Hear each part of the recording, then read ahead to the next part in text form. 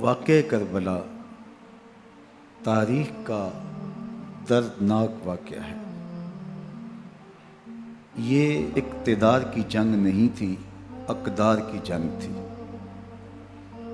دو شخصیتوں کی لڑائی نہیں تھی، دو نظریات کا ٹکراؤ تھا۔ یہ حق اور باطل کا معرکہ تھا۔ یزید ظلم کا استعارہ ہے، حسین ابن علی امن کی علامت ہے۔ یزید جبر کا پتلا ہے، حسین صبر کا پیکر ہے۔ یزید اپنی بدطینت فطرت اور اپنی طبع ناہموار کے باعث دنیا پر ذلت و رسوائی، ظلم، جبر، جور و زیادتی کی علامت بن کے ابھرا، اور حسین ابن علی رضی اللہ تعالی عنہ حق و صداقت کا نشان بن کے ابھرا۔ کربلا کے تپتے ہوئے ریگزار میں حسینی اور یزیدی دو کردار سامنے آتے ہیں۔ اقبال نے کہا تھا، موسیٰ و فرعون و شبیر و یزید، این دو قوت از حیات آید بدید۔ زندہ حق از قوت شبیری است، باطل آخر داغ حسرت میری است۔ سرخ رو عشق غیور از خون او، شوخی ای مصرع از مضمون او۔ تا قیامت قطع استبداد کر، موج خون او چمن ایجاد کر۔ یزید بہدل کی بیٹی محسون کا ناپاک بیٹا تھا، اور حسین محمد عربی کی بیٹی فاطمہ کا شہزادہ تھا۔ یزید دمشق کے اطراف میں سرجون اور جریر، اختل جیسے اوباشوں کے جھرمٹ میں پل کے جوان ہوا۔ حسین کے گھر کا دروازہ مسجد نبوی کے اندر کھلتا تھا۔ یزید نشے میں دھت ہو کر کے نمازیں چھوڑ دیتا تھا۔ حسین کی کربلا کے اندر بھی نماز تہجد قضا نہیں ہوئی۔ یزید ظلم کا دوسرا نام ہے، حسین امن کی علامت ہے۔ یزید نے زندگی میں ایک مرتبہ حج کیا اور شراب کے مٹکے ساتھ لے کے آیا، اور اختل اور دیگر گویوں اور مغنیوں کو اپنے ساتھ رکھا تاکہ سفر آسانی سے کٹے۔ حسین ابن علی نے 25 حج سواری ہونے کے باوجود پیدل کیے۔ یزید حج بیت اللہ کے بعد مدینہ المنورہ آیا اور شراب کی ایک مجلس برپا کی۔ حضرت امام حسین رضی اللہ تعالی عنہ جب وہاں پہنچے تو شراب کی پھیلی ہوئی بدبو کو محسوس کرتے ہوئے فرمایا، یہ بو کیسی ہے؟ تو نشے میں دھت یزید بولا، یہ شام میں بنتی ہے، اور ایک جام منگوایا اور اس کو پیتے ہوئے دوسرا جام حضرت امام حسین رضی اللہ تعالی عنہ کی طرف بڑھاتے ہوئے کہا، ابا عبداللہ لیجئے۔ تو حضرت امام حسین رضی اللہ تعالی عنہ نے فرمایا، میں اس کی طرف دیکھتا بھی نہیں ہوں، اور پھر وہ عشقی اشعار پڑھنے لگا۔ جب یزید کی شراب نوشی کا منظر امام حسین رضی اللہ تعالی عنہ اپنی آنکھوں سے دیکھ چکے تھے، تو مجھے بتاؤ یزید کے ہاتھ پہ امام حسین کا پاک ہاتھ کیسے آتا؟ حضرت امام حسین رضی اللہ تعالی عنہ جس ماحول میں پلے تھے، جس ماحول میں پرورش پائی تھی، جس ماحول میں رہے تھے، وہ پاکیزہ اور تقدس مآب ماحول تھا۔ اور یزید کبھی اطراف دمشق میں، کبھی غوطہ میں، کبھی الخضرہ محل میں، اور کبھی کہاں اور کبھی کہاں داد عیش دیتا رہا اور لہو و لعب کے اندر مصروف رہا، اور اس کی زندگی ان چیزوں سے عبارت تھی. وہ محرمات کو حلال قرار دیتا، شراب نوشی اس کی ہڈیوں میں رچی ہوئی تھی، اور شریعت بیضا کا مذاق اڑایا کرتا. اور حسین ابن علی رضی اللہ تعالی عنہ کی دوستیاں جن لوگوں سے تھی وہ عبداللہ ابن عباس تھے، عبداللہ ابن عمر تھے، حضرت عبد الرحمن بن ابو بکر رضی اللہ تعالی عنہ تھے. یزید تو جوا کھیلتا رہا، یزید تو قمار بازی کرتا رہا، یزید تو شراب نوشی کرتا رہا، اور حسین ابن علی مسجد نبوی کے ممبر میں حضور کے پہلوؤں میں بیٹھتے رہے. زمانے نے وہ منظر دیکھا کہ سرخ رنگ کے جوڑے پہنے ہوئے حسنین کریمین حجرہ فاطمہ سے نکلتے ہیں.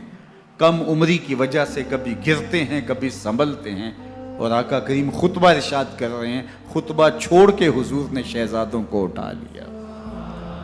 وہ منظر بھی زمانے نے دیکھا. حضرت عبداللہ بن شداد کہتے ہیں کہ حضور سجدے میں تھے اور سجدہ اتنا طویل ہو گیا، ہمیں لگا یا تو وحی کا نزول ہو رہا ہے یا پھر اللہ کا حکم آ گیا اور اللہ کے محبوب کی روح قبض کر لی گئی. لیکن میں نے جب نظریں اٹھا کے ننکیوں سے دیکھا تو کیا منظر تھا کہ حسین ابن علی حضور کی پشت پہ بیٹھے ہوئے اور میرے آقا سجدے کو طول دے رہے ہیں. اللہ اکبر. حسین کے لیے پیغمبر کے سجدوں کو طول دیا جا رہا ہے. حسین ابن علی کبھی ممبر پہ حضور کی اطراف میں بیٹھتے ہیں. وہ منظر بھی دنیا نے دیکھا کہ حضور کے مبارک کندھوں پر حسین ابن علی بیٹھے ہیں اور حضور کی زلفوں کو پکڑا ہوا ہے. تو حضرت عمر رضی اللہ تعالیٰ عنہ دیکھ کے کہتے ہیں واہ واہ کیسی سواری میسر آئی حسین ابن علی کو. تو میرے آقا مسکرا کے کہتے ہیں عمر سواری دیکھتے ہو سوار بھی تو دیکھو. اللہ اکبر. حضرت اسامہ بن زید بن حارثہ رضی اللہ تعالیٰ عنہ فرماتے ہیں رات کا ایک پہر گزر گیا اور مجھے حضور سے کوئی کام تھا. میں آقا کریم کی خدمت میں حاضر ہوا، در دولت پہ دستک دی. حضور تشریف لائے تو چادر اوڑی تھی، بکل کی ہوئی تھی میرے حضور نے. تو میں نے اپنی حاجت کہی تو حضور نے میری حاجت پوری کر دی. لیکن ایک منظر میں نے دیکھا کہ حضور نے جو چادر کی بکل فرمائی تھی اس کے اطراف میں پہلوؤں میں ابھار تھے جس طرح اندر کوئی ہو. مجھ سے نہ رہا گیا، میں نے پوچھ لیا. میں نے کہا بندہ نواز چادر کے اندر کیا ہے؟ فکاشفہ. تو حضور نے چادر کو کھول دیا. فائز الحسن والحسین علی ورکہ. تو کہتے ہیں میں نے اپنی آنکھوں سے دیکھا ایک پہلو سے امام حسین لپٹے ہوئے تھے، ایک پہلو سے امام حسن لپٹے ہوئے تھے. فرمایا یہ میرے بیٹے ہیں، یہ میری بیٹی کے بیٹے ہیں. اے اللہ میں ان سے پیار کرتا ہوں، تو بھی ان سے پیار کر، جو ان سے پیار کرے اس سے بھی پیار کر. ان کی محبت کا درس دیا، ان کے پیار کا سبق پڑھایا. کہا ان سے پیار کرنے والا میرے سے پیار کرنے والا ہے، ان سے بغض رکھنے والا میرے سے بغض رکھنے والا ہے. ان کی تکلیف حضور کو بے چین کر دیتی تھی. حضرت سیدہ فاطمہ الزہرا رضی اللہ تعالی عنہ کے گھر کے قریب سے گزرے تو حضرت امام حسین کے رونے کی آواز آ رہی تھی. تو آقا کریم علیہ السلام نے فرمایا کہ فاطمہ حسین کو چپ کرواؤ. اللہ تعالیٰ انا بقاءہ یوزینی. تو جانتی نہیں حسین کا رونا مجھے دکھ دیتا ہے. حسین ابن علی کو حضور رونے نہیں دیتے تھے، ان کو دکھی نہیں ہونے دیتے تھے، کیونکہ رسول اللہ صلی اللہ علیہ وسلم جانتے تھے کہ یہ کتنے دکھ سہے گا، کتنی تکلیفوں سے گزرے گا اور کتنے مصائب سہے گا. زمانے نے وہ گھڑیاں بھی دیکھیں کہ حضرت حذیفہ بن یمان رضی اللہ تعالیٰ عنہ فرماتے ہیں کہ میں حضور کی خدمت میں نماز مغرب کی ادائیگی کے لیے حاضر ہوا، اور میں نے یہ اجازت خاص طور پہ اپنی ماں سے اس شرط پہ لی تھی کہ امی آپ مجھے اجازت دیں، میں حضور کی خدمت میں حاضر ہوتا ہوں، مغرب کی نماز بھی ادا کروں گا اور پھر حضور سے عرض کروں گا حضور میرے لیے اور میری ماں کے لیے بخشش کی دعا کر دیجئے. ماں نے اس شرط پہ اجازت دے دی اور میں حضور کی خدمت میں آ گیا. نماز مغرب ادا کی، سلام پھرا تو میرے دل میں آرزو تھی میں حضور سے عرض کروں حضور میرے لیے اور میری ماں کے لیے مغفرت کی بخشش کی دعا کر دیں. لیکن حضور عبادات میں، ذکر میں، نوافل میں ایسے مشغول ہوئے کہ میں آرزو رکھنے کے باوجود بھی عرض نہ کر سکا. خیر نماز عشاء کا وقت ہوا، اذان پکاری گئی، حضور مصلی پہ آئے، نماز پڑھی، سلام پھرا، تو میرے دل میں پھر خیال آیا کہ ماں سے ایک نماز کی چھٹی لی تھی، نمازیں بھی 2 ہو گئیں، ماں نے جاتے پوچھنا ہے حضور سے میرے لیے اور اپنے لیے مغفرت کی بخشش کی دعا کروائی تھی، تو کیا جواب دوں گا؟ اور حضور اٹھے اور کاشانہ اقدس کی طرف چل دیے۔ اب میرے دل میں یہ خیال رہ کے آ رہا تھا کہ ماں کو کیا جواب دوں گا، میں تو حضور سے بخشش و مغفرت کی دعا کروا ہی نہیں سکا۔ جب حضور چل پڑے تو غیر ارادی طور پہ میں بھی حضور کے پیچھے چل پڑا۔ چلنے میں تھوڑی سی رفتار تیز ہو گئی جس سے قدموں کی آہٹ پیدا ہوئی، تو جب آواز پیدا ہوئی تو حضور نے رخ پھیرے بغیر فرمایا من ھذا، میرے پیچھے پیچھے کون آ رہا ہے؟ پھر خود ہی کہا حذیفہ تو نہیں؟ تو میرا دل دھڑک رہا تھا، قلت تو نعم، میں نے کہا جی حضور میں حذیفہ ہوں۔ فرمایا ما حاجتک غفر اللہ لک ولامک، کیا کام ہے؟ اللہ تجھے بھی بخش دے، تیری ماں کو بھی بخش دے۔ اب جو کام تھا وہ جنبش لب سے پہلے ہی ہو گیا، یہاں تو لفظوں کا سہارا بھی نہیں لینا پڑتا، وہ بند لبوں کی بولیاں بھی سنتے ہیں۔ اقبال بولا ہے فروغت صبح آثار و دہور، چشم تو بینندائے ما فی الصدور، تیری نظر تو سینوں کے چھپے راز بھی دیکھتی۔ تو کہا ما حاجتوں کا غفر اللہ لک ولامک، اللہ تجھے بخش دے، تیری ماں کی بھی مغفرت کر دے، کیا کام ہے؟ اب جو کام تھا وہ تو ہو گیا۔ تو میرے حضور نے ارشاد فرمایا حذیفہ سنو، ابھی ایک فرشتہ آیا ہے جو اس سے قبل دھرتی پر پہلے کبھی نہیں آیا، آج پہلی مرتبہ اللہ سے اجازت لے کے 2 کام کرنے آیا ہے، ایک تو مجھے سلام کرنے آیا ہے اور دوسرا خوشخبری دینے آیا ہے کہ آپ کی بیٹی فاطمہ جنتی عورتوں کی سردار ہے اور حسن اور حسین جنتی جوانوں کے سردار۔ ایک طرف یزید ناپاک میسون کا پلید بیٹا، اور ایک طرف محمد عربی کا نواسا، فاطمہ کے دودھ کا اثر، علی المرتضیٰ کے خون کی تاثیر، رسول اللہ صلی اللہ علیہ وسلم کے کندھوں پہ بیٹھنے والا۔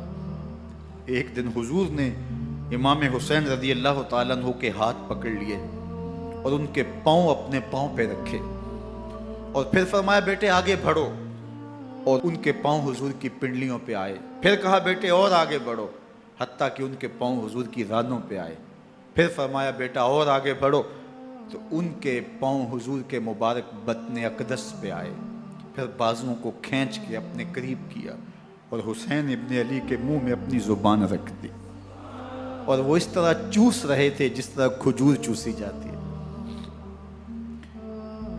تو اللہ کے محبوب علیہ السلام نے حسین ابن علی کو اپنی زبان کا لعاب دہن دے کر کے، وہ شیر رحمت دے کر کے، وہ کوثر و تسلیم سے پاکیزہ تر آب رحمت عطا کر کے ان کی ہمیشہ کے لیے پیاس بجھا دی، تاکہ کل کربلا کے تپتے ہوئے ریگزار میں حسین ابن علی کو پیاس کی شدت تنگ نہ کرے اور پائے استقلال میں لغزش نہ آنے پائے۔ ان نازوں سے پالے ہوئے حسین کو، ان محبتوں سے پالے ہوئے حسین ابن علی کو امتحان بھی اتنے بڑے درپیش تھے۔ یاری تیری سونا پر ازمیشہ تیریاں اگ، سونا پرکھیا جامدہ ہے نال اگاں دے لگ۔ جتنا بڑا شخص ہوتا ہے اتنی آزمائشیں بھی بڑی ہوتی ہیں۔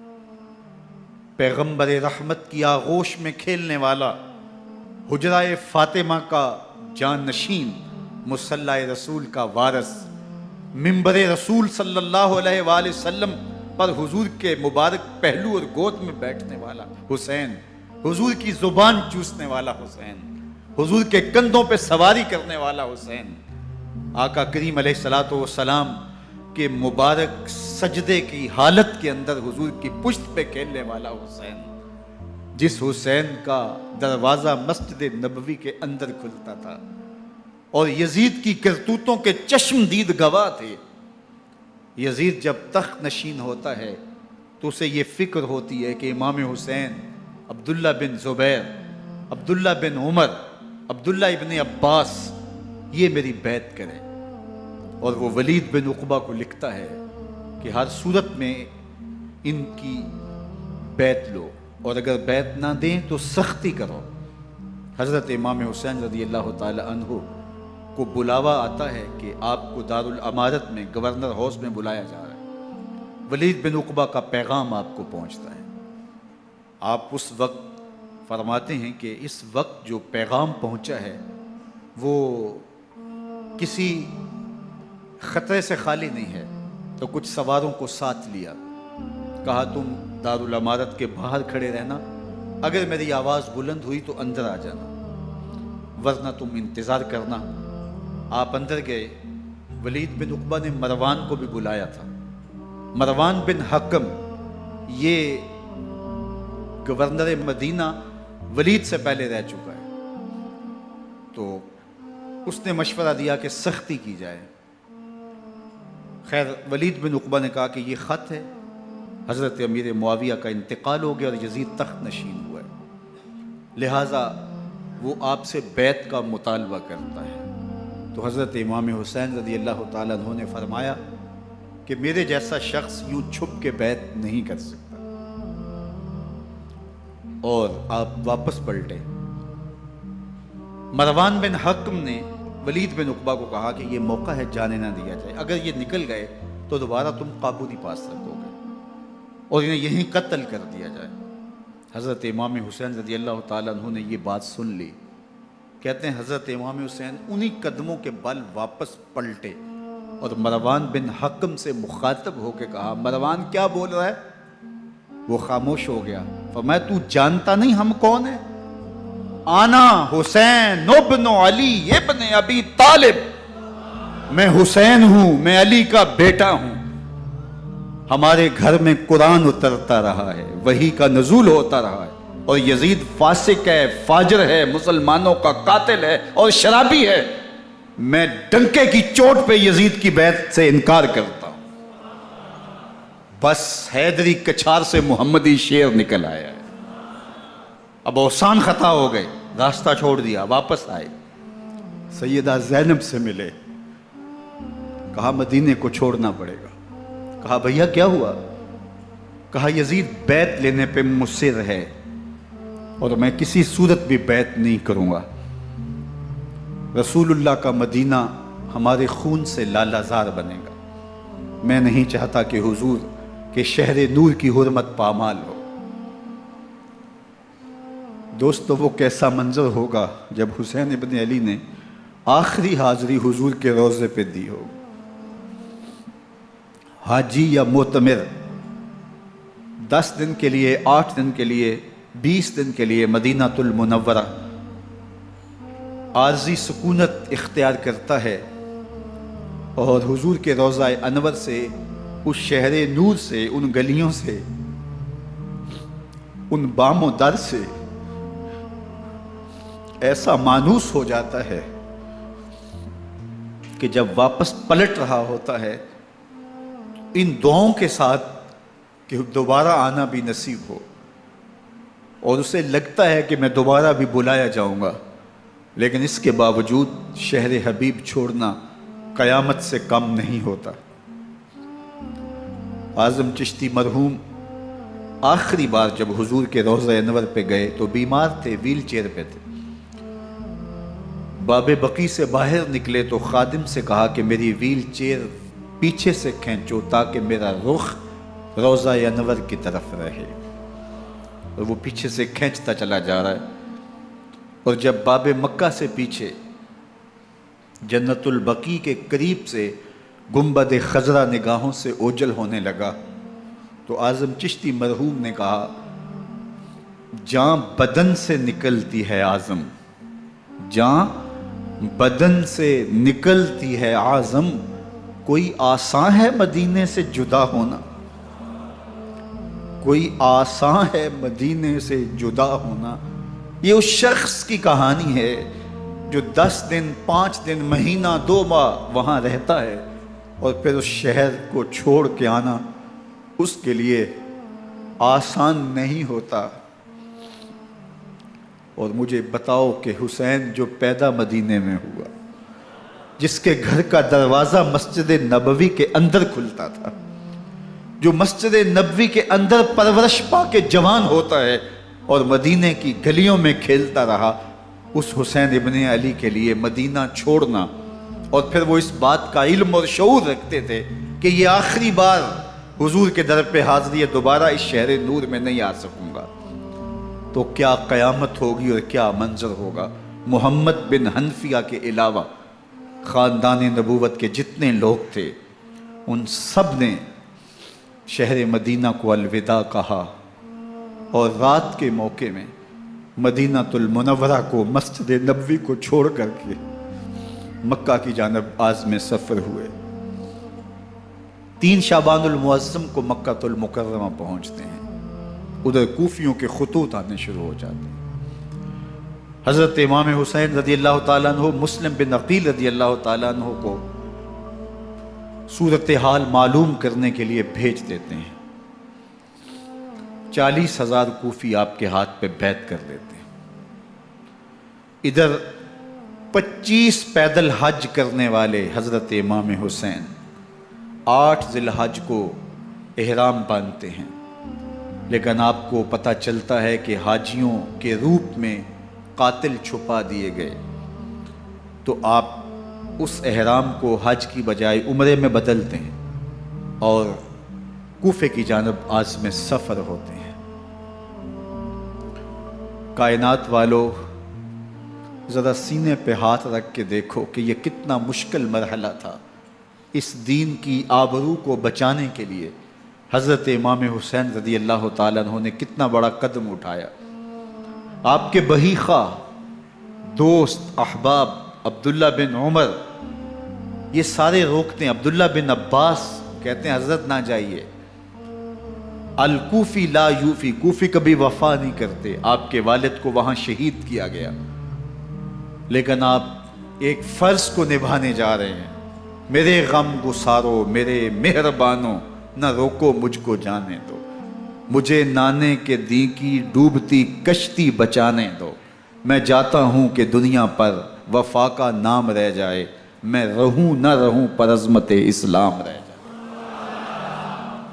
میں نہیں جاتا تو نبی کے گھر کی آن جاتی ہے، میں نہیں جاتا تو نبی کے گھر کی آن جاتی ہے، تمہارا دین جاتا ہے، میری غیرت ایمان جاتی ہے۔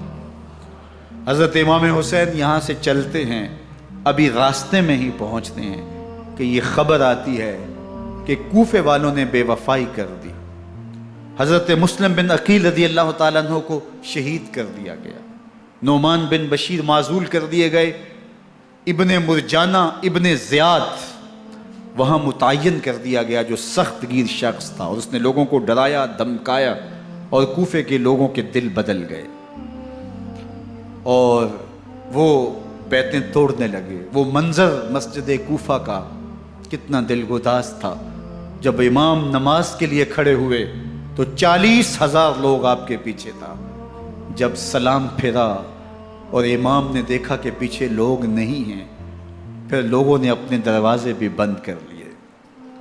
رات کی تنہائیاں ہیں اور حضرت مسلم بن عقیل کو کوئی پناہ دینے والا نہیں ہے، لوگوں نے دروازے بند کر لیے کہ کہیں ہمارے گھر میں نہ آ جائیں اور ہم مشقت اور حکومتی تشدد کا شکار نہ ہوں۔ کتنا دردناک لمحہ ہے حضرت مسلم بن عقیل رضی اللہ تعالیٰ عنہ پہ، اور پھر حضرت مسلم بن عقیل بے دردی سے شہید کر دیے جاتے ہیں۔ آپ ابھی راستے میں ہیں، یہ ساری کہانی پہنچتی ہے کہ حضرت مسلم شہید کر دیے گئے اور بے دردی سے شہید کر دیے گئے۔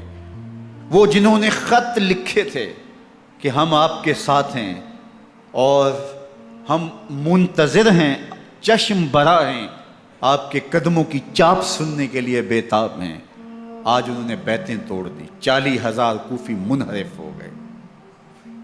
مسجد کوفہ کا وہ منظر کس قدر روح کو تڑپا دینے والا تھا۔ ہم پچھلے سال عصر اور مغرب کے درمیان جب کوفہ پہنچے تو سورج ڈوبنے کے قریب تھا۔ میں نے اپنی زندگی میں اتنا اداس موسم کہیں نہیں دیکھا جتنا اداس موسم کوفے میں دیکھا۔ ایسے لگتا تھا جس طرح کوفے کی آب و ہوا آج بھی شرمندہ ہے۔ جو مسلم بن عقیل اور خاندان نبوت کے ساتھ اہل کوفہ نے کیا، حضرت امام حسین رضی اللہ تعالیٰ عنہ کو ان کے بہی خواہوں نے، اعزاء نے، اقربا نے، دوستوں نے، آوان و انصار نے، ساتھیوں نے کہا کہ حضرت حالات یکسر تبدیل ہو گئے، اب ہمیں مراجعت کر جانی چاہیے، واپس پلٹ جانا چاہیے۔ تو حضرت امام حسین کافی سوچ بچار میں رہے، پھر اس کے بعد آپ نے فیصلہ کیا کہ ہم آگے بڑھیں گے۔ دوستوں نے کہا کہ حضرت اگر آپ آگے بڑھیں گے تو ہمیں لگتا ہے کہ وہ آپ کے ساتھ سلوک اچھا نہیں کریں گے اور آپ بچوں کے سامنے پیاسے شہید کر دیے جائیں گے۔ تو حضرت امام حسین رضی اللہ تعالیٰ عنہ نے وہاں ایک خطبہ ارشاد فرمایا کہ لوگوں تم جو مجھے بتا رہے ہو مجھے اچھی طرح معلوم ہے، جو تم مجھے منظر پیش کر رہے ہو وہ میری نگاہوں میں ہے، اور جو کچھ ہونے والا ہے چشم تصور وہ منظر دیکھ رہی ہے۔ کیونکہ حضرت امام حسین رضی اللہ تعالیٰ عنہ کی شہادت کی خبر حضرت امام حسین کے پیدا ہوتے ہی خاندان نبوت میں عام تھی۔ حضور علیہ الصلوۃ والسلام کو یہ بات جبریل امین نے آ کے بتائی تھی جب حسین ابن علی کے ساتھ حضور محبت کا اظہار کر رہے تھے، تو یہ جبریل امین نے آ کے کہا تھا حضور آپ کا یہ بیٹا عرض طف میں شہید کر دیا جائے گا، اور کربلا کی مٹی لا کے حضور کو دی اور ام سلمہ کو حضور نے عطا کر دی۔ حضرت ام سلمہ کہتی ہیں کہ ایک دن میں سوئی تو خواب دیکھا کہ حضور کے مبارک بال بکھرے ہوئے ہیں اور سخت پریشان ہیں، تو میں نے کہا کہ حضور آپ کی یہ کیا حالت ہے؟ وَبِيَدِهِ قَارُورَةٌ، اور حضور کے ہاتھ میں ایک شیشی ہے، فِيهَا دَمٌ، جس کے اندر خون ہے۔ تو میں نے کہا حضور یہ کیا؟ فرمایا میں قتل گاہ حسین سے آ رہا ہوں اور یہ حسین ابن علی کا خون ہے۔ تو کہا 10 محرم کا دن تھا، دوپہر کا یہ منظر تھا، میں قیلولہ کر کے اٹھی، جب میں نے دیکھا تو وہ شیشی جس میں کربلا کی مٹی رکھی تھی وہ خون بن چکی تھی۔ تو یہ خبر پہلے دی گئی تھی، یہ بتا دیا گیا تھا۔ فرمایا میرے دوستو جو تم مجھے بتاتے ہو میں اس سے بے خبر نہیں ہوں، یہ سب کچھ ہونے والا ہے، لیکن اس کے باوجود میں کیوں جا رہا ہوں؟ تو آپ کا ایک تاریخ ساز جملہ ہے جو کربلا کے فلسفے کو ہمارے سامنے رکھتا ہے کہ یہ اتنا بڑا امتحان کیوں دیا۔ حضرت امام حسین رضی اللہ تعالیٰ عنہ نے فرمایا وَلَكُمْ فِيَّ أُسْوَةٌ، میں اس لیے جا رہا ہوں قیامت تک ظلم، جبر اور ناانصافی کے خلاف کھڑے ہونے والوں کے لیے کوئی نمونہ تو ہو۔ میری زندگی قیامت تک ظلم، جبر اور استحصالی نظام کے خلاف کھڑے ہونے والوں کے لیے نمونہ ہے۔ تو حضرت امام حسین رضی اللہ تعالیٰ عنہ نے حق اور باطل کے درمیان ایک سرخ لکیر کھینچ دی اپنے خون سے۔ اب حق اور باطل کا امتیاز کرنا مشکل نہیں ہے، کوئی باطل پہ اڑا رہے تو الگ بات ہے، لیکن امتیاز کرنا مشکل نہیں ہے۔ حدود بالکل واضح کر دی۔ اقبال نے یہاں کتنی خوبصورتی کے ساتھ اس مضمون کو نبھایا۔ سرخ رو عشق غیور از خون او، شوخی این مصرع از مضمون او، تا قیامت قطع استبداد کر، موج خون او چمن ایجاد کر۔ ایک جہاں آباد کر دیا، حق اور باطل کی راہیں اجال دی۔ اب لوگوں کو یزید کا چہرہ پہچاننے میں دیر نہیں لگتی، وقت کے ہر یزید کا چہرہ آسانی سے پہچانا جا سکتا ہے۔ یہ معرفت زمانے کو کروائی کس نے؟ حسین ابن علی نے کروائی رضی اللہ تعالی عنہ۔ تو حضرت امام حسین نے فرمایا کہ جو میرے ساتھ ہونے والا ہے میں اچھی طرح جانتا ہوں، لیکن میں اس کے باوجود آگے بڑھوں گا۔ پھر بڑھے اور کربلا میں جا کے خیمہ زن ہو گئے۔ 7 محرم کو پانی بند کر دیا گیا۔ پانی بند ہوا تو کھانا بھی میسر نہیں تھا، لیکن ذکر پانی کا ہوتا ہے اس لیے کہ کھانے کے بغیر انسان کئی دن کاٹ لیتا ہے، لیکن پانی کے بغیر گزر نہیں ہوتی۔ تو فرات کی نہر سامنے اپنی موجوں کے ساتھ چمک رہی ہے، لیکن ایک قطرہ آب بھی آل رسول کو نہیں دیا جا رہا۔ کائنات کے اندر ایسے انوکھے امتحان بھی ہوتے ہیں۔ وارث ہوں ساقی کوثر کے، مالک ہوں حوض کوثر کے، اور بیٹے ہوں ساقی کوثر کے، اور آج ایک بوند پانی کی بھی میسر نہ ہو۔ صبر کا امتحان ہے، عزیمت کا امتحان ہے۔ حضرت امام حسین رضی اللہ تعالیٰ عنہ خیمہ زن ہو گئے۔ 3 دن تک پانی بند رہتا ہے۔ 9 محرم کو رات کی تنہائی میں حملہ آور ہونا چاہتے ہیں، لیکن آپ نے کہا کہ ہمیں اللہ کے حضور عبادت اور ذکر کے لیے وقت دیا جائے۔ ساری رات ذکر میں گزرتی ہے، عبادات میں گزرتی ہے۔ رات کے اندھیرے میں آپ چراغ بجھا دیتے ہیں۔ آوان و انصار کو کہتے ہیں کہ ان کی دشمنی میرے ساتھ ہے، انہیں میرا خون چاہیے، اگر تم رات کی تاریکی میں نکل جاؤ تو میں تم سے کوئی مواخذہ نہیں کروں گا، اور یہ بھی تمہارا پیچھا نہیں کریں گے، اس لیے کہ ان کا مطلوب تم نہیں ہو، ان کا مطلوب میں ہوں۔ جب چراغ جلایا تو کوئی بھی نہیں گیا۔ مسلم بن اوسجہ کھڑے ہو کے کہتے ہیں حضرت اگر ہمارے بدن کو 70 بار کاٹا جائے اور جلایا جائے اور ہواؤں میں اڑا دیا جائے پھر بھی آپ کا ساتھ نہیں چھوڑیں گے۔ 70 سال کے بوڑھے ہیں حبیب بن مظاہر، کہتے ہیں حضرت آپ کو چھوڑ کے جائیں کہاں، آپ کو چھوڑ کے جائیں کہاں، کوئی ساتھ چھوڑنے کے لیے تیار نہیں ہے۔ پیاس ہے، سخت گرمی ہے، کربلا کا ماحول ہے، 72 افراد اور خاندان کی خواتین میدان کربلا میں خیمہ زد ہیں۔ دوسری طرف لشکر اعداء اشقیا 22,000 کی تعداد میں مقابلے میں، ایک روایت 30,000 کی ہے۔ ان صرف 72 پیاسے لوگوں کے لیے اتنے لوگوں کو جمع کرنے کا مقصد خوف زدہ کرنا تھا۔ شرط ہے کہ یزید کی بیعت کر لیں، محاصرے توڑ دیں گے، پانی دستیاب ہوگا، اعزاز و اکرام سے نوازا جائے گا، خزانوں کے منہ کھول دیے جائیں گے۔ لیکن حسین ابن علی کہتے تھے سب کچھ لٹ جائے گا، باطل کے ہاتھ پہ ہاتھ نہیں رکھوں گا۔ اللہ اکبر۔ اب صبح طلوع ہوتی ہے، عاشور کا دن چڑھتا ہے، سورج اپنی پوری تمازت کے ساتھ گرمی برسا رہا ہے۔ آج خاندان نبوت کا امتحان زمانے نے دیکھنا ہے۔ رسول اللہ کا لعاب چوسنے والا اس کے صبر کا آج امتحان ہے، حضور کے کندھوں پہ کھیلنے والے حسین کا آج امتحان ہے۔ اللہ اکبر۔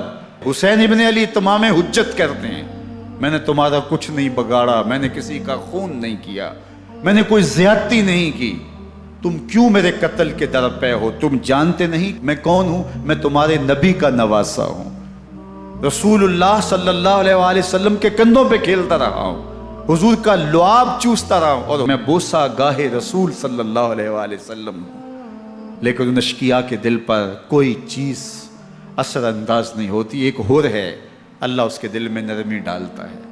پہلے تو امام حسین کو گھیر کے لے کر کے آتا ہے، لیکن بعد میں وہ قافلہ یزید سے قافلہ حسین کی طرف آ جاتا ہے۔ امام حسین فرماتے تو دنیا میں بھی ہو رہے، آخرت میں بھی ہو رہے، آزادی مل جاتی ہے۔ باقی 22,000 کا لشکر جرار امام حسین کے قتل کے طرف آئے ہے۔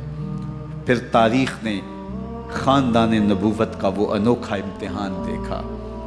حضرت امام حسین کے بچے بالخصوص خواتین پیاس کی شدت میں حلق خشک ہیں۔ حضرت سکینہ تڑپ کے اپنے باپ سے کہتی ہیں کہ مجھے 6 ماہ کے علی اصغر کی پیاس نہیں دیکھی جا رہی۔ بچے کو ہاتھوں پہ اٹھاتے ہیں اور نہر فرات کے کنارے پہنچ کے فرماتے ہیں اشقیاء سے مخاطب ہو کے تمہارا معاملہ میرے ساتھ ہے، اس 6 ماہ کے بچے نے تمہارا کچھ نہیں بگاڑا، اور چلو بھر کے اس کا حلق سیراب کرنا چاہتے ہیں۔ ایک 2 شاخہ تیر آتا ہے جو حضرت علی اصغر کے گلے کو چیر دیتا ہے۔ راوی لکھتے ہیں کہ وہ عام تیر نہیں تھا، جانوروں کو شکار کرنے کے لیے جو بڑے تیر ہوتے ہیں وہ 2 شاخہ تیر تھا۔ وہ گردن کو کاٹ دیتا ہے، خون بہنے لگتا ہے، گردن لٹک جاتی ہے۔ حضرت امام حسین وہ بہتا ہوا خون اپنے چلو میں لیتے ہیں اور آسمان کی طرف اچھال کے کہتے ہیں مالک حسین کی یہ قربانی بھی قبول۔ یہ تماشا لبے بام نہیں ہے۔ بچہ بیمار ہو، ڈاکٹر جواب دے دیں، ماں باپ کے ہاتھ پھول جاتے ہیں۔ زندگی کی سانسیں ابھی چل رہی ہوتی ہیں، لیکن ڈاکٹر کہے کہ یہ میرے بس کا روگ نہیں ہے، کہیں اور لے جاؤ، تو زندگی کا لف و نشر غیر مرتب ہو جاتا ہے۔ میں سلام پیش نہ کروں حسین ابن علی کو، 6 ماہ کا علی اصغر ہاتھوں میں دم توڑتا ہے، گردن لٹک جاتی ہے، خون بہہ رہا ہے۔ اب خیموں کی طرف بڑھ رہے ہیں، لیکن زبان پہ شکایت نہیں ہے۔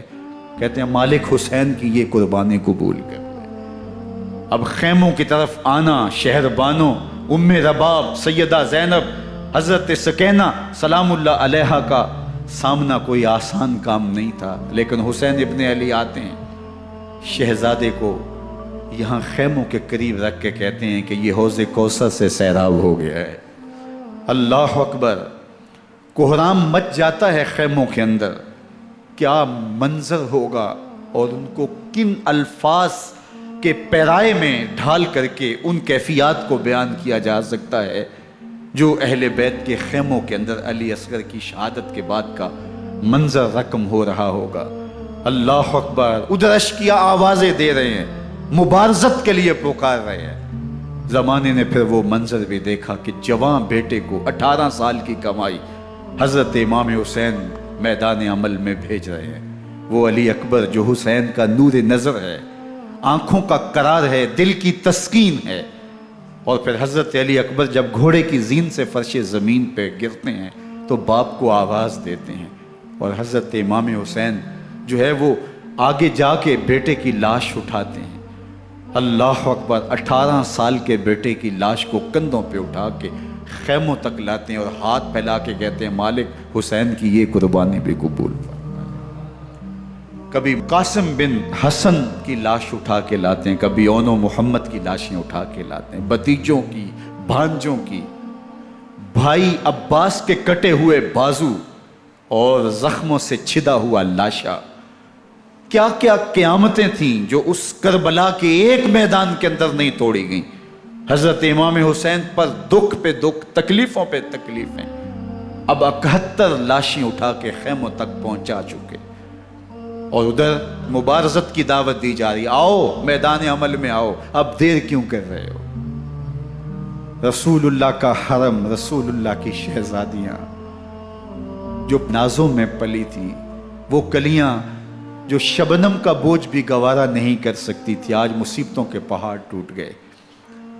حضرت امام حسین کبھی شہربانوں کو، کبھی ام رباب کو دلاسا دیتے ہیں، کبھی حضرت زینب کو کہتے ہیں۔ حضرت زینب کربلا کے اس میدان کے اندر بڑے حوصلے کے ساتھ اپنے بھائی کے ساتھ کھڑی رہی، اپنے 2 بیٹے راہ خدا میں پیش کیے، ان کی لاشیں وصول کی، لیکن زینب جس جرأت کے ساتھ، جس بامردی کے ساتھ اس سارے منظر کو حوصلے کے ساتھ سہتی رہی، وہ یقیناً حوصلہ سیدہ زینب سلام اللہ علیہا کا ہی ہے۔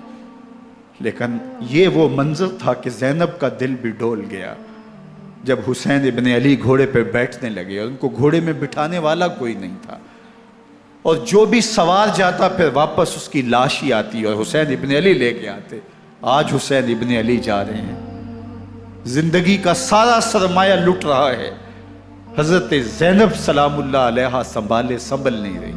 حضرت امام رضی اللہ تعالیٰ عنہ اٹھے اور آپ نے حضرت زینب کو صبر کی تلقین کی اور کہا کہ صبر ہی بہترین ذریعہ ہے اور اللہ کی قربت کا ایک بہترین سبب ہے، اور ان کو صبر کی تلقین کرتے ہوئے فرمایا کہ میرے بعد تم نے اس ذمہ داری کو سنبھالنا ہے، اور ان مخدرات اسلام کی، ان شہزادیوں کے پردے کی تم نے حفاظت کرنی ہے۔ اور پھر گھوڑے کی زین کس کے امام حسین لشکر اشکیا کی طرف بڑھتے ہیں۔ اب خیموں سے سسکیوں کی آواز آ رہی ہے، ان کا سردار، ان کا تاجدار آج سب کو چھوڑ کے کربلا کے میدان کی طرف بڑھ رہا ہے۔ جرم کیا کیا، قصور کیا کیا، اس نے کیا زیادتی کی کہ آج نیزوں اور انیوں کے مقابلے میں 22,000 کا لشکر حضرت امام حسین پہ ٹوٹ پڑتا ہے۔ آپ پھر اتمام حجت کرتے ہیں، میں نے کسی کو قتل نہیں کیا، خون ناحق نہیں بہایا، میرے خون کے درپے کیوں ہو، اپنی آخرت کیوں برباد کرتے ہو؟ تم جانتے نہیں میں کون ہوں، میں تمہارے نبی کا نواسا ہوں۔ لیکن ابن زیاد کہتا ہے مقابلے میں آؤ۔ پھر حضرت امام حسین رضی اللہ تعالیٰ عنہ مقابلے میں آتے ہیں، اور جب گھوڑے کو ایڑ لگا کے دشمن اشقیاء پہ ٹوٹتے ہیں تو پھر ایسا منظر ہوتا ہے کہ وہ بھیڑ بکریوں کی طرح آگے بھاگتے ہیں۔ 71 زخم کلیجے پہ لیے شجاعت کا یہ پیکر جب میدان میں آتا ہے، آواز آتی ہے یہ کون ذی وقار ہے، بلا کا شاہ سوار ہے، لباس ہے پھٹا ہوا غبار سے اٹا ہوا، تمام جسم نازنی چتا ہوا کٹا ہوا، یہ نبی کا نور عین ہے، یہ بالیقین حسین، یہ حسین ابن علی ہے رضی اللہ تعالیٰ عنہ۔ پھر چاند بادلوں میں گھر جاتا ہے، شامی غنڈے تیر برساتے ہیں، تلواروں سے آپ کے بدن پر ضربیں لگاتے ہیں اور نیزوں سے آپ کے بدن کو پرو دیتے ہیں۔ جب آپ کا پیراہن بعد میں اتارا گیا تو آپ کے پیراہن میں 122 سوراخ تیروں کے تھے، 33 زخم تلواروں کے اور 34 گھاؤ نیزوں کے تھے۔ جب گھوڑے کی زین سے فرش زمین پر آئے، بدن چھلنی تھا، زخم زخم سے خون بہ رہا تھا، 3 دن کا پیاسا حسین، اللہ اکبر، بدن زخموں سے چور، 71 لاشیں کلیجے پہ لیے، مخدرات اسلام کے پردے کا خیال دل میں الگ ہے، لیکن گھوڑے کی زین سے جب فرش زمین پہ امام حسین آتے ہیں، زبان پہ ہائے نہیں، نالا و شیون نہیں، چیخ و پکار نہیں، آتے ہی پیشانی سجدے میں رکھتے ہیں اور پکارتے ہیں اللہم ردن بقضائک وصبرا علی بلائک تسلیما لامرک سبحان ربی الاعلی۔ مالک گھر لٹا کے، بچے لٹا کے، خاندان سب کچھ قربان کر کے، اپنے بدن کو زخموں سے چھلنی کروا کے، تیروں اور نیزوں کی انیوں سے اپنے آپ کو زخمی کروا کے، تیرے حضور سر جھکا کے یہ اقرار کرتا ہوں کہ حسین تیری تقدیر پہ راضی ہے، مالک تو بھی بتا، تو بھی حسین پہ راضی ہوا ہے کہ نہیں ہوا۔ آواز آ رہی ہے، اس پیاسے پر علی شیر خدا کو ناز ہے، اس نواسے پر محمد مصطفیٰ کو ناز ہے۔ اوروں نے بھی سجدے کیے پر اس کا عجب انداز ہے، اس نے وہ سجدہ کیا جس پر خدا کو ناز۔ حسین ابن علی رضی اللہ تعالیٰ عنہ کا سر انور دستے قاتل نے تب کاٹا جب وہ سجدے میں جھکا ہوا تھا۔ یزید نے کہا میں بیعت لوں گا، امام حسین نے کہا کبھی بھی نہیں دوں گا، یہ سر کٹ سکتا ہے، جھک نہیں سکتا۔ سر کاٹ کے نیزے کی نوک پہ چڑھا دیا گیا اور یہ اس بات کا اعلان تھا کہ ہم جیت گئے اور حسینی ہار گئے، اور لشکر یزید میں غوغا مچ گیا، نقارے بجنے لگے کہ ہم جیت گئے، دیکھو امام حسین شہید کر دیے گئے، اور سر کاٹ کے نیزے کی نوک پہ چڑھایا گیا۔ لیکن لشکر یزید سے ہی آواز آئی یہ کیسا سر ہے جو کٹ کے بھی سر بلندی ہے، کٹ گیا ہے پھر بھی اونچا ہے، اللہ اکبر، یہ سر سجدے میں کٹا ہے، رب کے حضور عبادت کی حالت میں کٹا ہے۔ حسین آج بھی سجدے میں ہے، اللہ اکبر، حسین آج بھی سجدے میں ہے، بلکہ کٹے ہوئے سر کا رخ زمین کی جانب تھا اور کٹی گردن آسمان کی طرف، یوں نیزے پہ پرویا گیا۔ اللہ اکبر، ایک شاعر نے نقشہ کھینچا، بآنکھ سر نیزے پہ اور سوئے زمیں ہے روح، یعنی سجدہ ثانی کی ہے آرزو۔ رکعت کے 2 سجدے ہوتے ہیں، ابھی ایک سجدہ ہوا تھا کہ دست قاتل نے سر کاٹ دیا، کہا حسین کی پیشانی میں دوسرے سجدے کی تمنا مچل رہی۔ یہ تھا حسین ابن علی کا سجدہ، ساری زندگی رب کے حضور سجدہ قضا نہیں ہونے دیا۔ آج پانی نہیں ہے، اللہ اکبر، آج تیمم کر لیتے ہیں، آج اپنے خون کو اوڑھ کر کے حسین نے اپنی پیشانی اپنے مالک کے حضور جھکا کر کے عظیمت کی وہ انوکھی داستان رقم کر دی کہ صدیاں گزرنے کے باوجود بھی ان کی یادوں کے چراغ روشن ہیں۔ جب حضرت امام حسین اور دوسرے آیان و انصار کو شہید کر دیا گیا تو ان کے سر نیزوں کی نوک پہ چڑھا دیے گئے۔ حضرت امام حسین کا کٹا ہوا سر اور باقی 71 افراد کے کٹے ہوئے سر نیزوں کی نوک پہ، اور 10 سواروں کو ابن سعد نے کہا کہ ان کو رون دو، اور گھوڑوں کی ٹاپوں تلے حضرت امام حسین رضی اللہ تعالیٰ عنہ اور ان کے آوان و انصار کو جو ہے وہ روندا گیا، حتیٰ کہ ان کی استخوان مبارک، ان کی ہڈیاں بھی چور چور ہو گئی۔ روننے سے قبل ان کا لباس اتار لیا، ان کے کپڑے اتار لیے گئے۔ اللہ اکبر، کیسی دردناک گھڑیاں تھیں۔ یزید کا صرف یہی بد کرداری کا مرحلہ نہیں تھا، اس کربلا کے صحرا کے اندر یزید نے جس طرح امام حسین رضی اللہ تعالیٰ عنہ کو شہید کیا اور حضرت امام حسین کے خاندان کو شہید کیا، جب مدینہ المنورہ پر یزید نے مسلم بن عقبہ کو مقرر کیا، جس کو بزرگوں نے مصرف بن عقبہ کہا ہے، تو اس کو کہا 3 دن تک مدینے مکہ حرم تمہارے لیے حلال ہوگا، جو چاہو تم کرنا، اور شامی فوجوں کو اجازت ہوگی۔ تو وہاں بھی انہوں نے 10,000 تابعین اور 700 صحابہ کو شہید کیا۔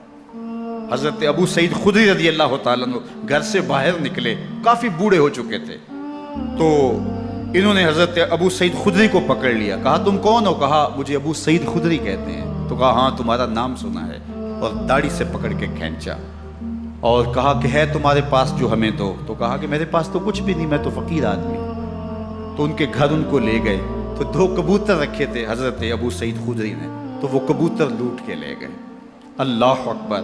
حضرت ابن سنان رضی اللہ تعالیٰ عنہ کو، جو حضور کے علم بردار تھے فتح مکہ کے دن، ان کو ستو پہلے پلائے اور پھر ان کی گردن کاٹی گئی، اور کہا یہ ہے وہ ستو جو تم زندگی میں آخری بار پیو گے۔ ایک گھر میں داخل ہوئی شامی فوج، تو ایک خاتون کے ابھی بچہ پیدا ہوا تھا، اور قابلہ نے، دائیا نے وہ بچہ ماں کی چھاتی پہ لٹایا، اور وہ ماں کا پہلا دودھ پی رہا تھا۔ تو یہ جا کے کہنے لگے نکالو تمہارے پاس جو کچھ ہے۔ تو اس خاتون نے کہا تم جانتے ہو یہ بچہ کون ہے؟ تو انہوں نے کہا ہم نہیں جانتے۔ کہا یہ حضرت ابن ابی کبشہ انماری رضی اللہ تعالیٰ عنہ کا بچہ ہے، اور یہ وہ صحابی ہیں کہ جو بیت الشجرہ کے موقع پہ حضور کے ہاتھ پہ بیعت کرتے ہیں۔ انہوں نے اس چیز کا لحاظ نہ کیا کہ جو کچھ ہے وہ ہمیں دو، ورنہ تیرے بچے کو نہیں چھوڑیں گے۔ تو ماں بچے سے مخاطب ہو کے کہتی ہے، ابھی بچہ پیدا ہوا ہے اور ماں سے پہلا دودھ پی رہے، کہ بیٹے اگر میرے پاس کچھ ہوتا، وہ قیمتی سے قیمتی چیز بھی ہوتی، تیری جان کے لیے قربان کرتی، لیکن اس وقت میرے پاس کچھ ہے نہیں۔ تو ایک شکی آگے بڑھا اور بچے کو ایک ٹانگ سے پکڑ کے کھینچ کے دیوار کے ساتھ پٹک کے مارا، جس سے دماغ کا بھیجا نکل گیا۔ کیا کیا زیادتیاں نہیں کی۔ 700 صحابہ حرہ کے واقعہ میں شہید کیے یزید نے، اور 10,000 تابعین شہید کیے۔ مسجد نبوی میں ممبر رسول کے ساتھ گھوڑے باندھے، اور وہ ممبر رسول اور مصلی رسول کے قریب لید کرتے رہے۔ حضرت سید عبد المسیب فرماتے ہیں میں نابینا تھا اور حضور کے روضہ انور کے پاس بیٹھا تھا، اور یزید کے سپاہی آتے، جو بھی مسجد میں نظر آتا پکڑ کے لے جاتے، مجھے نابینا سمجھ کے چھوڑ دیتے، لیکن میں پریشان تھا کہ ظہر کا وقت ہوگا، عصر کا وقت ہوگا، مغرب عشاء کا وقت ہوگا، نہ اذان نہ اقامت نہ جماعت، تو کیسے مجھے پتہ چلے گا کہ نماز کا وقت ہو گیا، اور کیسی میری نمازوں کا کیا بنے گا؟ میں اس فکر میں بیٹھا تھا۔ لم ازل اسمع الاذان والاقامت من قبر رسول اللہ صلی اللہ علیہ وآلہ وسلم۔ فرماتے ہیں جب بھی پھر نماز کا وقت آیا، گنبد خضرا سے اذان کی بھی آواز آئی، اقامت کی بھی آواز آئی۔ 3 دن تک مسجد نبوی کے اندر گھوڑے بندے رہے، اور مدینہ کی حرمت پامال کی۔ مدینہ کے گھروں کے اندر یہ بدکماش داخل ہوئے، اور جو بدکاریاں انہوں نے کی، کلیجہ منہ کو آتا ہے۔ 1002 شیزائیں ان بدکاروں کی بدکاریوں کی وجہ سے کنواری حالت کے اندر حاملہ ہوئی۔ 3 دن تک مدینے کا حرم انہوں نے پامال کیا، اور پھر مکہ المکرمہ میں کعبۃ اللہ پر گولے برسائے، اور کعبہ کا غلاف جل گیا۔ وہ تو یزید مر گیا، اور حضرت عبداللہ ابن زبیر رضی اللہ تعالیٰ عنہ نے اپنی خلافت کا اعلان کیا۔ یزید کے یہ کرتوت تھے، ادھر اہل مدینہ کو ستایا، ادھر اہل مکہ کو ستایا، اور رسول اللہ صلی اللہ علیہ وسلم کے خانوادے کی بے حرمتی اور توہین کی۔ نہ صرف انہیں قتل کیا گیا، ان کی لاشوں پہ گھوڑے دوڑائے۔ ابن سعد اور شمر جو ہے وہ خیموں میں داخل ہوا، اور مخدرات اسلام کی چادریں چھیننے کی کوشش کی۔ حضرت زینب سلام اللہ علیہ نے مخاطب ہو کے کہا ہمارے چہرے کے رکھوالے چلے گئے ہیں، ظالم تو خیال نہیں کرتا ہم رسول اللہ کی بیٹیاں ہیں۔ حضرت شہربانو، حضرت زین العابدین اور حضرت زینب سلام اللہ علیہ، ان تینوں کو ایک اونٹ پہ باندھا گیا، اور باقی اونٹوں پہ باقی سادات کو، حضور کی شہزادیوں کو باندھا گیا، رسیوں میں جکڑا گیا، اور اونٹوں پہ باندھ کر کے کوفے کی جانب آگے آگے شہیدوں کے سر چل رہے ہیں، اور پیچھے یہ قافلہ چل رہا ہے۔ اور جب یہ قافلہ وہاں سے گزرا جہاں لاشیں پڑی تھیں، امام زین العابدین 14 سال کے تھے اور بیمار تھے، اور ان کا حوصلہ نہ ہوا، وہاں غشی ان کے اوپر آنے لگی، اور وہ منظر ابن کثیر نے، باقی لوگوں سب نے لکھا ہے کہ پھر جب ان کی یہ حالت ہوئی تو پھر سیدہ زینب سلام اللہ علیہ، جنہوں نے ابھی تک بڑے حوصلے کے ساتھ ساری مشکلات کا مقابلہ کیا تھا، اب ان کے بندن ٹوٹ گئے اور آنکھوں سے آنسو بہنے لگے، اور سیدہ زینب نے امام حسین رضی اللہ تعالیٰ عنہ کی لاش پہ کھڑے ہو کے، اور وہ روندی ہوئی لاش، ٹوٹی ہوئی ہڈیاں، اور وہ برینا بدن، کٹا ہوا سر نیزے کی نوک پہ، اور لاش یہ پڑی ہے، تو حضرت سیدہ زینب نے مدینے کی طرف منہ کر کے جو ہے وہ حضور سے فریاد کی، یا محمد آہو، یا محمد آہو، ھذا حسین بالآراء مزمل بالدماء، یا محمد آہو بناتوں کا سبایا۔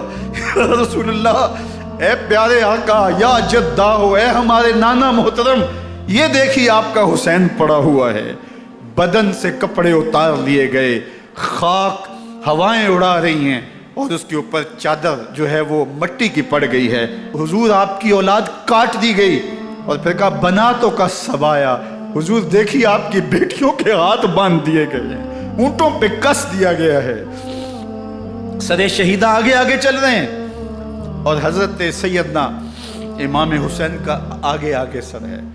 راستے کے اندر ایک جگہ آئی، رات گزری اور ان کو اتارا گیا۔ رات کا موقع تھا، ایک خاتون آئی اور اس نے کوئی کھانا پیش کیا ان کو، اور کہا کہ میں کسی زمانے میں حضرت سیدہ فاطمہ الزہرا کی نوکری کیا کرتی تھی، ان کی لونڈی تھی، ان کی کنیز تھی، اور آج مجھے پتہ چلا کہ آپ لوگ گزر رہے ہیں، تو میں نے کہا کہ میں اپنی مخدومہ کے خاندان کی خدمت کروں۔ اور پھر اس نے کہا کہ اس وقت سیدہ کی گود میں ایک 6-7 ماہ کی بچی تھی جس کو زینب کہا کرتے تھے، تو سیدہ زینب نے کہا کہ اماں اگر پہچانتی ہو تو وہ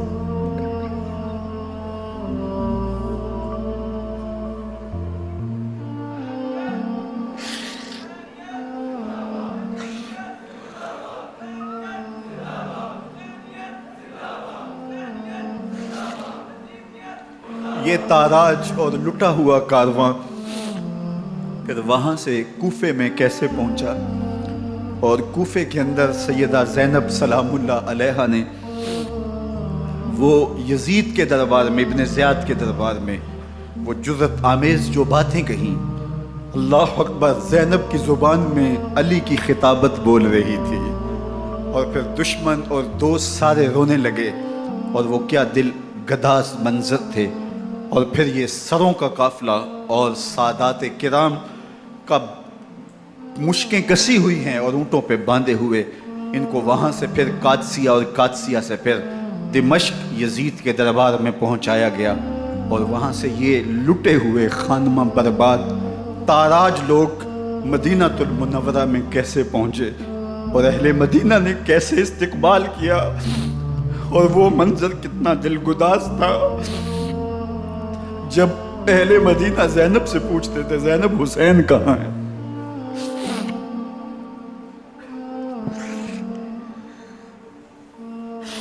بے مروت بے وفا تیرا بھی کیا افسانہ ہے، جس نے اپنی ہی شمع کو گل کیا تو وہ پروانہ ہے۔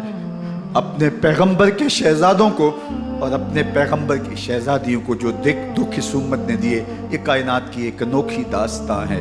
اللہ ہمیں اسوہ شبیری پہ عمل کی توفیق عطا کرے اور ان کے نقوش پاک کی برکتیں دے، اہل بیت کی محبت ہماری روحوں میں جذب کر دے، اور جس عظیمت کے ساتھ، جس حوصلے کے ساتھ انہوں نے دکھوں کو جھیلا، جو دہکتی آگ کے شعلوں پہ سویا وہ حسین، جو جواں بیٹے کی میت پر نہ رویا وہ حسین، جس نے سب کچھ کھو کے کچھ نہ کھویا وہ حسین، مرتبہ اسلام کا جس نے دوبالا کر دیا، خون نے جس کے دو عالم میں اجالا کر دیا، جو کہ سوزے غم کو سانچے میں خوشی کے ڈھال کے مسکرایا موت کی آنکھوں میں آنکھیں ڈال کے۔ اے حسین ابن علی تم پر سلام، نازش آل نبی تم پر سلام۔ ذرا میرے ساتھ یہ پڑھ لیجئے، اے حسین ابن علی تم پر سلام، نازش آل نبی تم پر سلام، تم پہ لاکھوں رحمتیں لاکھوں سلام، اے شہیدان محبت کے امام، لالا گوں لالا بدن لالا کفن، اے چمن اندر چمن اندر چمن، زندگی ہی زندگی تیری حیات، اے حیات اندر حیات اندر حیات، افتخار ملت بیضا ہے تو، رب کعبہ کی قسم یکتا ہے تو، فخر کا دل میں دریچہ باز کرنا چاہیے، جن کا تو آقا ہے ان کو ناز کرنا چاہیے۔ وآخر دعوانا ان الحمدللہ۔